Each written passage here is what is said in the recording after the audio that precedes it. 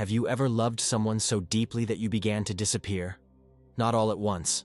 Not in a dramatic, obvious way, but slowly, quietly, almost imperceptibly. You started saying yes when you meant no. You began dimming your thoughts to avoid conflict. You put their needs before your own, again and again, until one day you couldn't even hear your own voice in the relationship anymore. And here's the part most men won't admit. You thought this would win her love. You thought sacrifice would earn you permanence.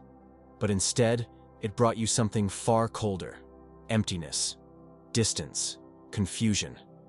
This is the beginning of despair.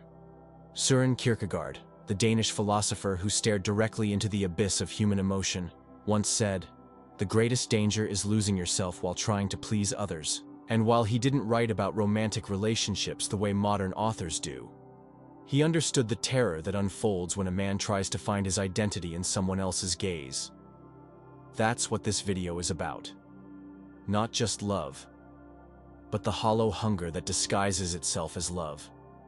The aching search for worth through someone else's acceptance. The way a man gives everything and still feels like nothing. And maybe that's you. Maybe you're sitting here wondering why it still hurts. Why, even after all you gave, she pulled away. Why her silence feels like a judgment. Why no matter how much effort you put in, you were never truly seen. Let me ask you something raw. Did you love her? Or did you simply need her to validate the parts of you that you couldn't love yourself? You see, there's a reason the pain doesn't end when the relationship ends. It lingers because it wasn't about her. Not really. It was about the version of you that you were trying to repair through her. The broken pieces you handed her, hoping she would glue them back together with her affection. But love doesn't work that way. When a man walks into love without knowing who he is, without examining his fears, his wounds, his hunger, he will treat romance like a remedy instead of a relationship. He'll mistake attention for intimacy, control for connection, and he'll mistake silence for safety. Until one day, she leaves, and he's forced to face the thing he's been running from all along. His own void. Because here's the truth most men don't want to confront. Despair in love doesn't begin with her leaving. It begins with you abandoning yourself.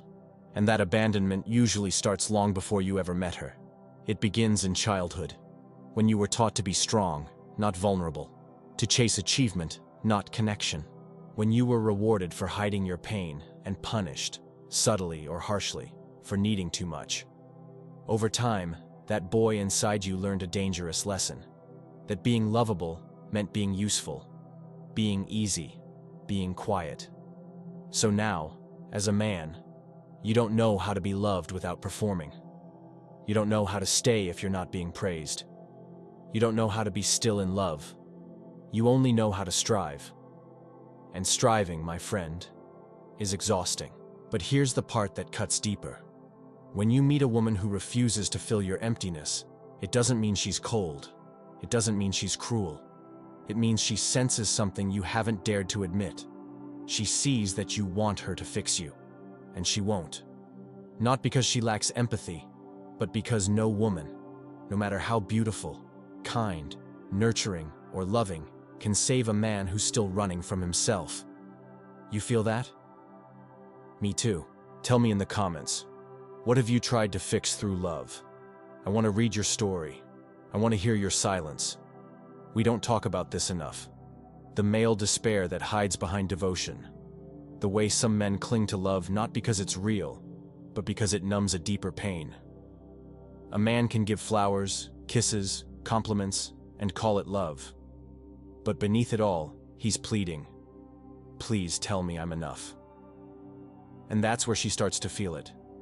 Not intellectually, but emotionally. The weight. The invisible burden of being someone's lifeline. Of having to carry not just a relationship, but a man's identity. His purpose. His sense of worth. She feels it in the way you look at her. In the fear behind your affection. In the silence when she asks you who you really are. And you don't know. At first, she may try. She may comfort you. Reassure you. Try to prove you are lovable.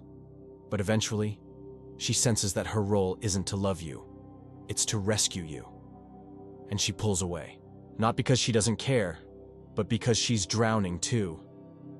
This is where most men get angry, confused, resentful. They call her heartless, cold, detached. But what they fail to see is that she didn't leave because of your flaws. She left because you made her responsible for your wholeness. And that's a weight no lover can carry. So she tests you, not out of malice, not to manipulate, but to ask a deeper question. Can you hold your own center? Can you stay calm in her chaos? Can you love without needing her approval to breathe? Can you say no without guilt and yes without fear? Most men fail these tests, not because they're weak, but because they've never learned how to examine their own inner world. They respond with insecurity, with anger, with silence. They crumble at the slightest push. They confuse her resistance with rejection, when in reality, it's a mirror. And what do mirrors do? They reflect you back to yourself. She's not trying to punish you. She's trying to awaken you, to show you where you're asleep, where you've abandoned your truth to become acceptable, where your love is a performance, not a presence.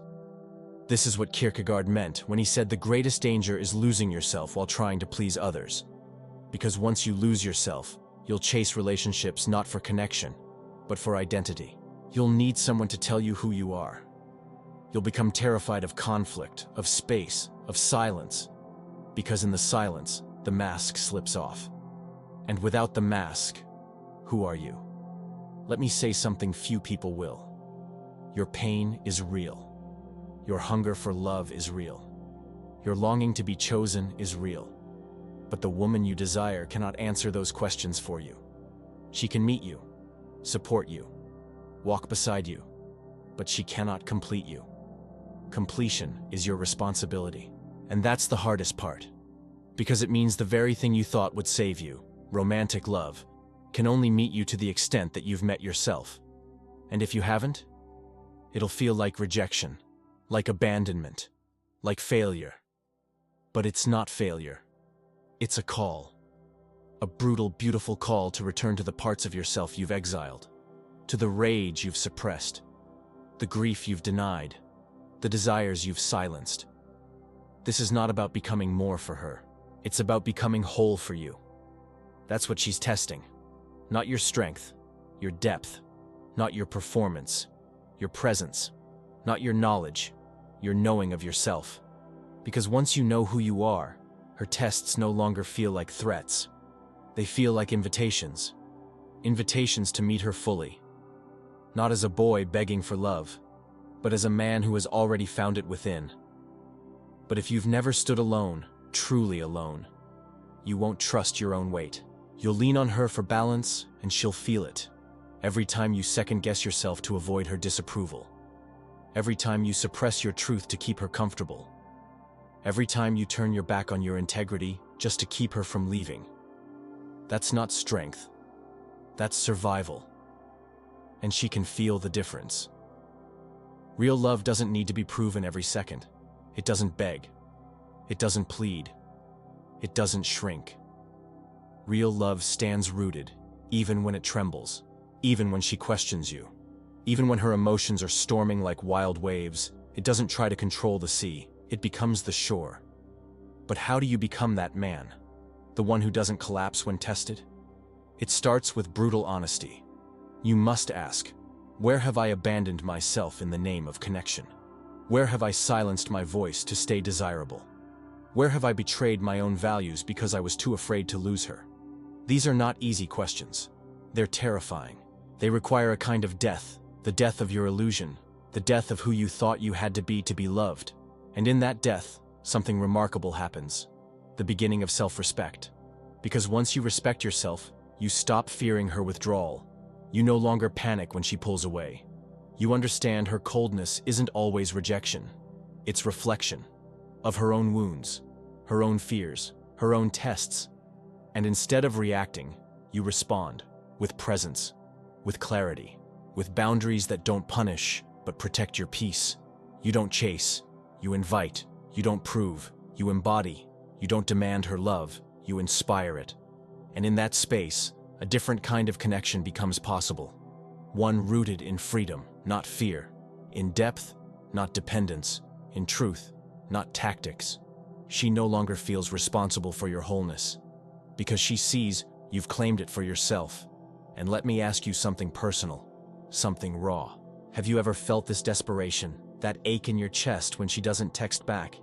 That panic when you sense her drifting? That burning question, what did I do wrong? You're not alone. You're not weak. You're just untrained in the inner world. Most men are. We were never taught how to sit with our pain, how to face our fear of being forgotten, how to hold ourselves in moments of abandonment. We were taught to fight, to fix, to seduce, to chase, but not to feel, not to reflect, not to examine. Socrates said, "The unexamined life is not worth living, especially in love." And he was right, because if you don't examine the way you love, you'll repeat the same cycles. You'll become addicted to women who hurt you, obsessed with women who don't want you, and numb to the women who could actually meet you. You'll confuse chemistry with chaos, passion with panic, love with longing. That's the tragedy of the unexamined heart. But it doesn't have to end that way. You can choose a different path, one where her tests aren't traps, but teachings, where her distance doesn't destroy you, but deepens you, where your worth isn't on trial every time she frowns, but already known in your bones. And when you reach that place, she'll feel it. She won't have to test you anymore, because you've passed the only test that matters, the one within. And maybe, just maybe, that's the real reason she pulled away in the first place. Not because you were too much, but because you were too empty. Trying to fill a void with her attention. Trying to avoid your silence with her noise. Trying to make her presence mean you matter. But no woman, no matter how much she loves you, can carry the weight of your unlived life. She can't be your redemption. She can't be your identity. And when she senses you're asking her to be those things, even unconsciously, she recoils. Not out of cruelty, but out of fear. Because deep down, she knows. If she accepts that role, she'll lose you too. You'll disappear into the fantasy of who she's supposed to be, and forget who you are.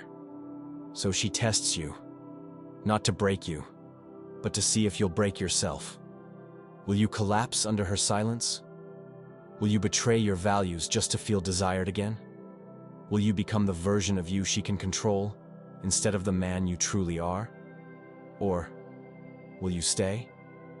Stay with yourself. Stay with your breath when it gets hard. Stay with your truth, even when it's inconvenient. Stay with your purpose, especially when it's lonely. This is the quiet revolution, the return to yourself. And from this place, everything changes. You no longer walk into relationships hoping to be completed. You enter as someone already whole. You no longer mistake intensity for intimacy. You no longer run from your own reflection. You no longer hand her the keys to your soul and ask her to drive. Instead, you invite her to walk beside you. Not ahead, not behind, beside. Because now you're grounded, in your own path, in your own pain, in your own presence. And that energy, it speaks louder than any words. It tells her, I'm not afraid of your tests, because I've already passed mine. And here's where the real connection begins. Not in the fantasy, but in the reality. Not in the game, but in the gaze.